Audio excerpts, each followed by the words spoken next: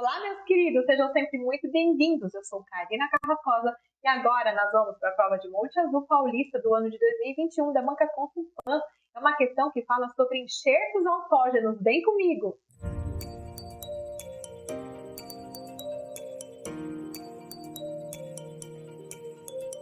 Pessoal, o que diz essa questão? Algumas vezes, a doença periodontal provoca defeitos ósseos que necessitam da utilização de enxertos durante o tratamento. Quando de origem autógena, os enxertos ósseos podem advir da própria cavidade oral, de regiões como alvéolo pós-extração, osso de rebordes desdentados, osso neoformado em feridas especialmente criadas para este propósito, osso removido de tuberosidade de ramo, osso removido durante osteoplastia e osteotomia. E aqui nós tínhamos algumas combinações dessas afirmativas. Que a gente tem que falar aqui quais dessas regiões podem servir de área doadora para enxerto autógeno. Vamos então fazer uma revisão sobre enxertos. A gente pode dizer que temos basicamente 4 tipos de enxertos: os autógenos, halógenos, xenógenos e aloplásticos. São os que mais caem em concurso público. Não podemos esquecer dos sinônimos. Halógenos são homógenos, já vem em prova de concurso, e xenógenos também são chamados de heteroenxertos. Os enxertos autógenos são aqueles que vêm do mesmo indivíduo. O halógeno vem de outro indivíduo da mesma espécie, como se fosse um transplante de órgão, transplante de osso. O xenógeno é quando vem de outra espécie, geralmente de origem animal, bovina na maioria dos casos, mas a gente também tem relatos na literatura de enxertos vindos de coral, de algas, mas a maioria dos casos é de origem animal. E os aloplásticos, que são os sintéticos.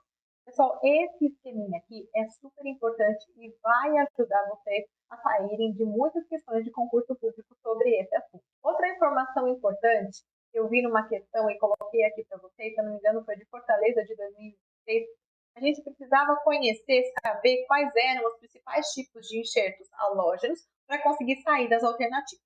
Então, a gente tem 3 tipos basicamente: o FFB, FDBA e o DFDBA. Parece complicado, mas não é, super simples.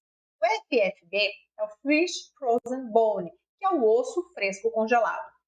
O FDBA, que é o Freeze Dried Bone Allograft, esse allograft vem de halógeno, tá? Então é o osso aí mineralizado, liofilizado, congelado a seco.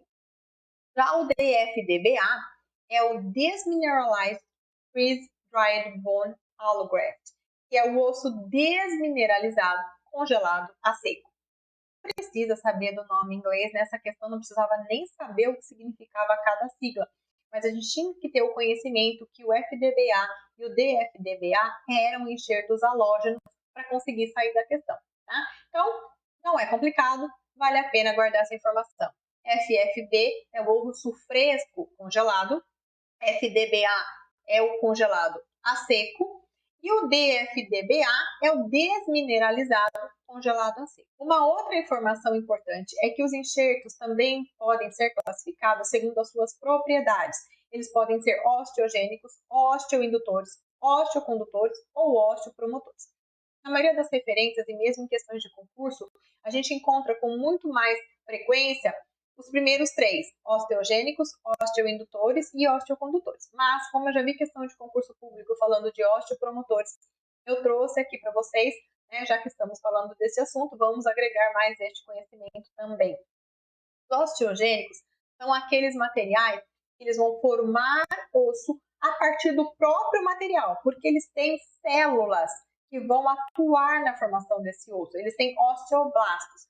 Então, daqueles materiais que a gente falou, que são os autógenos, halógenos, xenógenos ou osteoplásticos, quais destes materiais são osteogênicos? Somente os enxertos autógenos, que são aqueles do mesmo indivíduo. Vão ter a capacidade de formar osso a partir do próprio material do enxerto, porque eles têm osteoblastos. Já vi questão de concurso sobre isso, vale a pena guardar essa informação. Os osteoindutores são aqueles que eles vão induzir a proliferação e a função celular do osso que está em volta do enxerto. Então, o material em si não vai formar osso, mas eles vão estimular aquelas células do osso que está em volta a formar tecido ósseo. Então, quais são os osteoindutores? O autógeno é osteoindutor e o halógeno é osteoindutor. Os osteocondutores são aqueles que vão manter um arcabouço físico por onde o novo osso vai se formar, vai crescer. Então, quando a gente fala de osteocondutor, a gente tem que lembrar de arcabouço físico. Então, pessoal, resumindo, o xenógeno, ele é só osteocondutor. O halógeno, ele é tanto osteocondutor quanto osteoindutor. E o autógeno, ele é osteogênico, osteoindutor e osteocondutor. Vamos agregar um pouquinho mais de conhecimento aqui e falar do conceito de osteopromotores.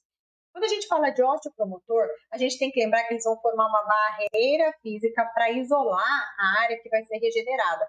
Para quê? O objetivo é impedir a entrada de células indesejáveis que iriam atrapalhar esse processo de regeneração e viabilizando aí a formação desse novo tecido ósseo. Então, quando a gente fala de osteogênico, a gente tem que pensar que aquele próprio enxerto vai ser capaz de formar osso porque ele tem osteoblasto. Quando a gente fala de osteoindutor, ele vai estimular o tecido que está em volta a formar osso, mas ele mesmo não vai formar osso.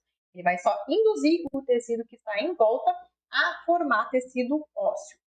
O osteocondutor, a gente tem que lembrar de arcabouço. Ele vai fazer ali um arcabouço onde vai servir de uma matriz para que o osso possa ser formado naquele lugar. E o osteopromotor, a gente tem que lembrar de barreira física para isolar a área que vai ser regenerada. Ok? Com isso, vocês conseguem sair das questões de concurso que falam sobre esse assunto. Bom, fizemos aí uma revisão sobre os principais conceitos que caem em concurso público sobre enxertos. E aí a gente chega numa questão onde foram um pouquinho além sobre esse assunto, né? E aí ele quer saber aqui quais são as áreas doadoras na cavidade oral para enxerto autógeno.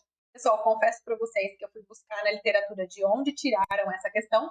Como fala de doença periodontal, eu fui no Lind, fui no Carranza, depois eu fui no Peterson, fui em livros de implante e eu não consegui encontrar exatamente como está aqui essa questão. Se alguém achou em algum rodapé, em alguma legenda de um desses livros, compartilhe aqui com a gente para que a gente possa também agregar esse conhecimento. Mas eu encontrei em uma referência de um artigo científico que fala bem próximo do que encontramos aqui nessa questão. Então, deem uma olhada aqui. É um artigo científico, se eu não me engano, é de 2010, que vai falar o enxerto de osso em neoformação na área da odontologia baseada em evidência.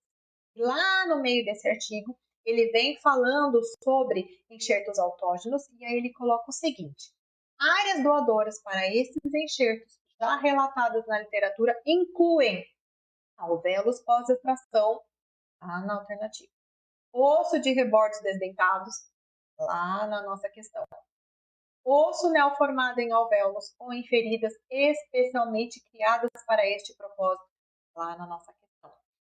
Osso removido durante osteoplastia e osteotomia, lá na nossa questão. E aqui ele vai falar de osso removido da tuberosidade da maxila. Faltou aí uma informação, você que é super atencioso, faltou falar do ramo, né? A gente não encontra nesse artigo falando de ramo especificamente, até estranhei, porque na literatura, de um modo geral, a gente encontra muito falando sobre tuberosidade, sínfise e ramo, que são as principais áreas doadoras de enxerto autógeno. Só para exemplificar, eu trouxe aqui uma referência que vai falar sobre enxerto ósseo retirado da sínfise e ramo da mandíbula. Essa outra referência fala de enxertos autógenos e diz que as principais regiões doadoras são sínfise mentoniana, ramo da mandíbula e tuberosidade da maxila. E a gente encontra autores, né, falando muito de sínfise e ramo. E alguns até falam que preferem o ramo do que a sínfise para a área doadora de enxerto autógeno.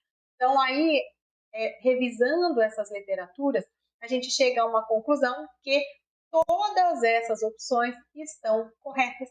E aí a gente fica com a alternativa A, onde diz que todas são verdadeiras. Todas essas regiões podem ser utilizadas como áreas doadoras para enxerto autógeno. Só concordo com vocês que era uma questão chatinha, era uma questão difícil Isso gerou muitas dúvidas. Não é um assunto que comumente é cobrado nem em provas de buco, quanto mais em provas de clínico geral. Né? Quando cai em prova de buco, geralmente os assuntos são aqueles que a gente viu no começo desse vídeo, geralmente são cobrados com mais frequência, mas enfim, caiu essa questão numa prova para clínico geral, então a gente tem que ficar atento. Agradeço mais uma vez a sua companhia aqui comigo. Você que ficou até agora comigo, deixa aqui nos comentários qual a sua opinião sobre esse assunto, sobre essa questão. Te vejo numa próxima questão. Tchau!